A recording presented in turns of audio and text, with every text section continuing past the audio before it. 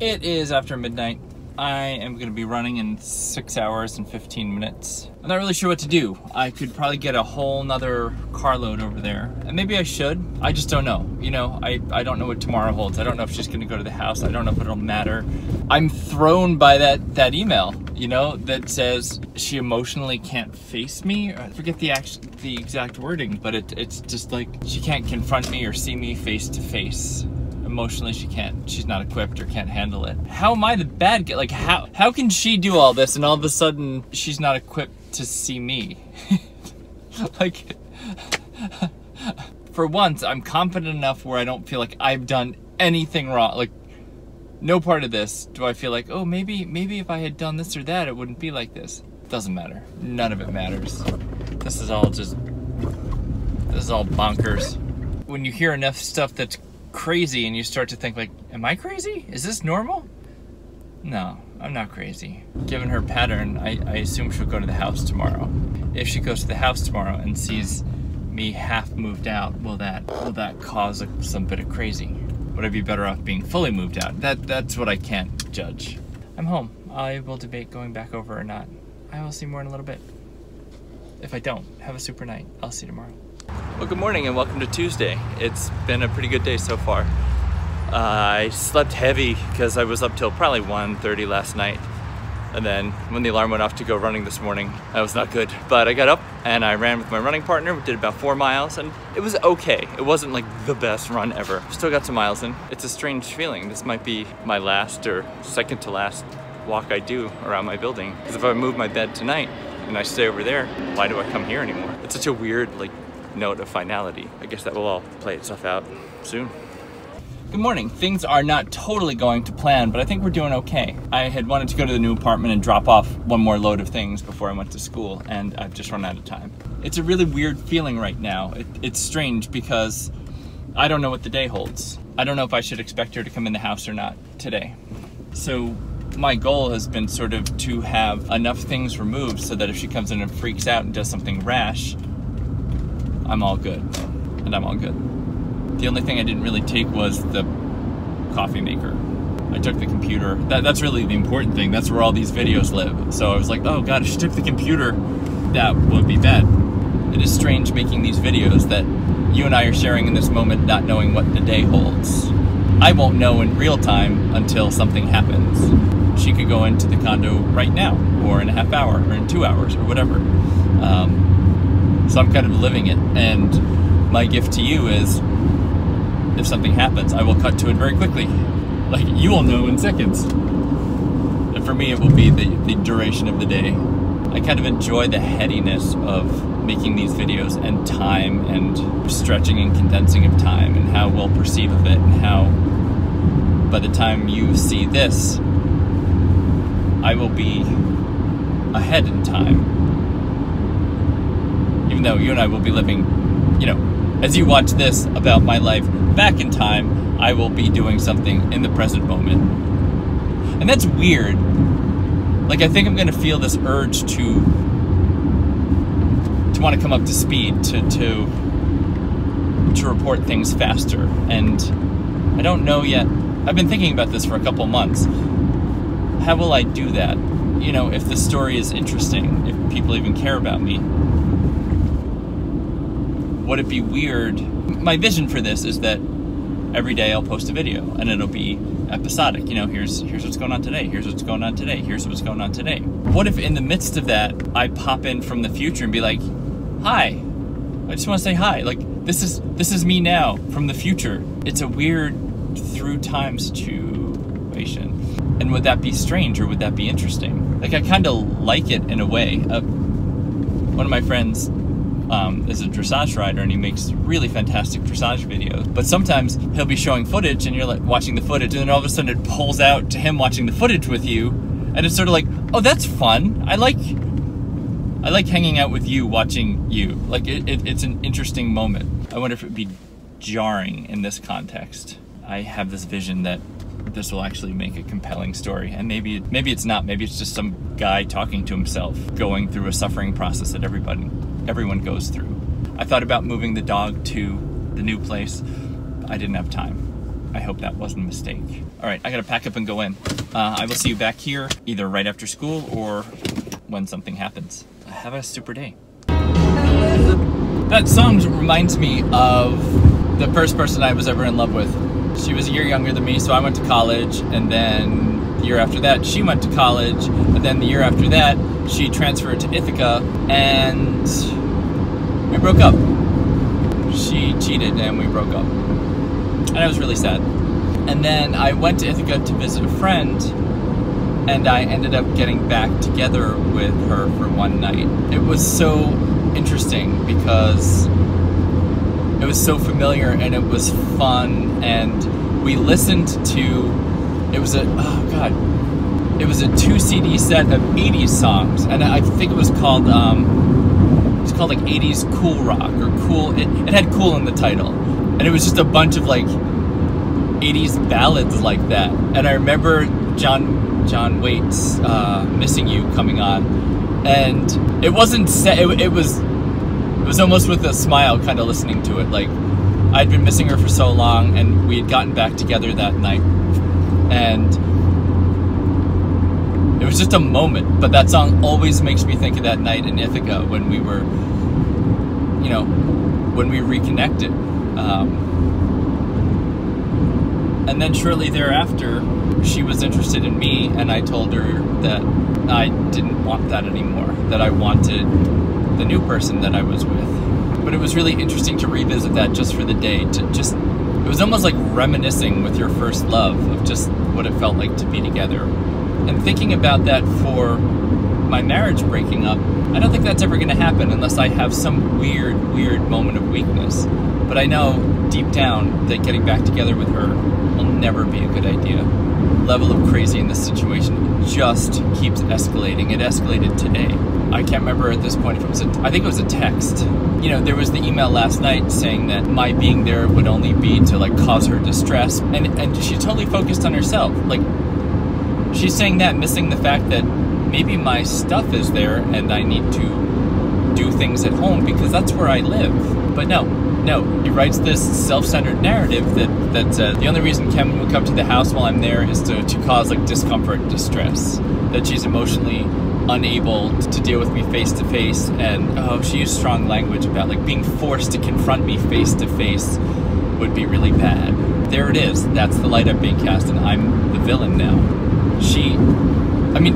She's brilliant, but she has cast herself in the victim role all of a sudden because I said, no, I'm not going to guarantee to you that I will vacate the house when you're there. And the mediator even said as much. It's not uncommon for both people to be there to talk out differences or you know, to settle things just on the spot. I don't particularly want to see her again. Seeing her doesn't do me any good. My sincere hope is that by the time she gets to the house to move her stuff out, my things will be gone. I don't know if she thinks I'm actually that desperate to see her, or if she thinks I'm that invested in meddling in her life or making her uncomfortable. It is crazy. I can't find another justification for it. The thought of how I'm being cast to others shouldn't matter, but just a little it does. But less. Like, I used to really worry, it's funny, how I'd be portrayed to his parents. That she'd be like, oh, my ex-husband, blah, blah, blah. Basically saying her new boyfriend's so much better than me because I was bad or less than in some way. I just want to get back to a life I enjoy where people know me for me and like me for me, and there's nobody else out in the world working against me, working to get away from me, working to break me down, working to do whatever. I'm ready to be free of her influence, period, end of story. I'm ready for the tone of these videos to turn into something exciting and positive, and I would love for you guys to get to know me in a way that I really like myself. I feel more like me lately. Like, there's so many things that excite me that I love to do, and I would love to show you that and hang out with you, and I don't know, just whatever this can become. I tried to explain my thesis to the mediator on the phone. I don't know if I was heard or not, but it's basically this. I would never ever try to cause my wife pain.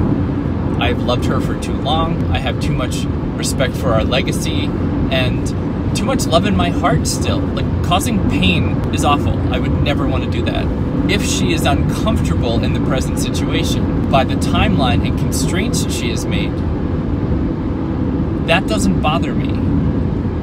Her self-created discomfort is no longer my responsibility or my worry. I'm now watching out for me because she is not. But I would never act in a way to cause pain. If I have to cynically predict the future, here's how I hope it would go. By the time she gets there Friday to move her stuff out, I'm gone. I've got everything I want. So that by the time she leaves, the place is empty. And that she should clean and touch up the place, repair nail holes and do that kind of thing. She won't. She will take what she wants and go. I'll bet you. You know, and my little markers are things like this. Downstairs in her storage space is like a shower stool from when her leg was broken. So it's just a metal and plastic stool so you can sit in the shower. And a couple things like that that should either be sold or disposed of. That's her responsibility. She has a wardrobe down there. Will she take that out? Will she clean her stuff out? I'm guessing no. I don't know what to do with the wedding albums. That kind of breaks my heart. I feel like I will take them and store them because they remind me of the best day of my life.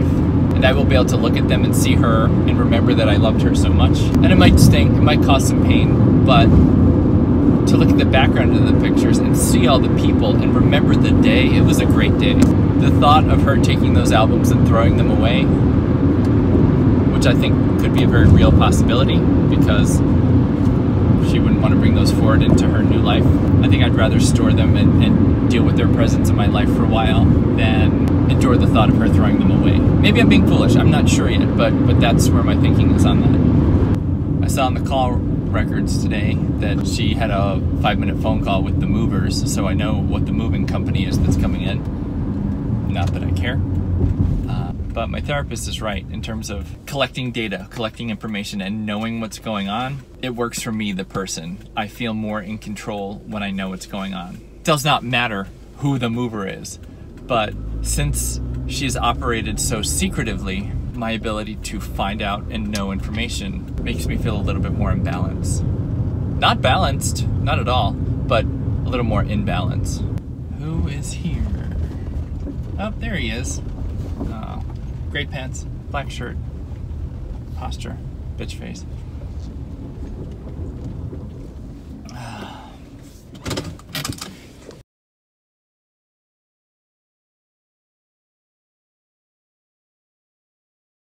Drunk in love with me all night. Well, today was an interesting one. I think when last we spoke, I was getting to the barn and his car was there. And that wasn't a big deal. Got out of the car and I went to change my clothes and I could see him, you know, standing over by the cross ties. So I walked past him. I walked close to him. And he actually looked at me and did this sort of kind of like guy head nod thing. And I just stared at him. I was like, are you fucking kidding me? It was kind of one of those like, and it's like, yeah, fuck off. So I walked down and I got changed. And as I walked back up, I walked up the same way. But as I was walking up past the barn, my wife was there. And she was poking her head out of the barn aisle, looking at the horse that was being shod. So I'm not sure at what point she realized I was there, but I can promise you she made no eye contact with me. It was so surreal to see her after these texts that came in saying how uncomfortable it is to see me and how a face-to-face confrontation with me is, she's not emotionally equipped for it. And then she was there, she was at the barn, and I just looked at her and I walked past. I was in my breeches, I was looking good, and I felt good, and I just thought, you came into my world, you came into my place, and I didn't think too much more about it. You know, I went and got Vinny ready, and when I looked over, I saw her like wrapping up polo wraps, you know, she and him together. I don't get that couple, doesn't really matter, I just wanted to go. Then at some point I looked over and his Prius was gone. Okay. I had a fear that they were gonna like hightail it to my condo. Like I thought the cameras were gonna get triggered and they were gonna be in there for something, but they don't seem to have done that. I just talked to one of the barn owners and he was like, yeah, apparently he's leaving this weekend. And I was like, oh, I know she's leaving. Is he leaving too? And apparently yes. So yeah, that's the story of her. Strange, was not expecting to see her. It's very strange to look at the woman you're married to and just feel like nothing. I mean, of course, there's like animosity here. She doesn't look at me with a neutral face. Her jaw is set and she's very stony and cold. That was the face that used to light up my life, used to make my heart jump and just make me feel so wonderful. And now it is something other, and I don't understand it. It's fun for me to tell you that I like her. I don't have a lot of people I can tell. I'm not gonna call people up and be like, there's this girl I kind of like, If nothing comes of it, you won't even know that I like her. But for right now, in the moment, me telling you that I like her makes me feel good. Hello. I'm finding myself grateful right now for one of my former students. He has a truck. And when I saw his truck the other day, I was like, would you help me move a couple things? And he was like, yeah, of course, of course. When I talked to him tonight, he was like, is there any chance we could do it tomorrow instead? Because I'm just kind of tired. And I was like, could we do it tonight? And he's like, oh, yeah. So I know despite his waning interest in working tonight, he helped me move the mattress, the rug, and the headboard, like the major pieces I can't fit in the car in any way, shape, or form. And I'm grateful because now it really feels like I'm moved in upstairs. I have a bed. I rolled out the rug. Man, it fits perfectly. It looks really good. So I'm gonna sleep here tonight. And it's a weird feeling right now. Shouldn't be a big deal, right? I should just be able to come over here and sleep. But I think I'm still, it's the way I am. I'm still mourning the end of an era. I don't live at the other place anymore. And I know this has been a long time coming. There's nothing novel or crazy going on here. It's still hard because it still is my home, or it feels like home. Upstairs where I am right now, it doesn't feel like home. It will, or maybe it'll just feel like where I live. I'm trying to get to a tipping point at which I will feel like, yeah, even if my wife comes in, it's good. Like, this is the point I want to be at. And I don't think I'm there. I don't think I'm fully done yet. I don't know what it'll take to make the place feel done, but the more things I move out, the more I find other stuff, and I'm like, oh yeah, I have to move all that. And I'm weary right now. I don't really want to do any more moving tonight. It's 11. I was up pretty late last night and slept not enough. And then got up and ran today and went to school and went to the barn and moved. Like, I haven't really had much downtime today and I'm sleepy. I'll see you in a little bit.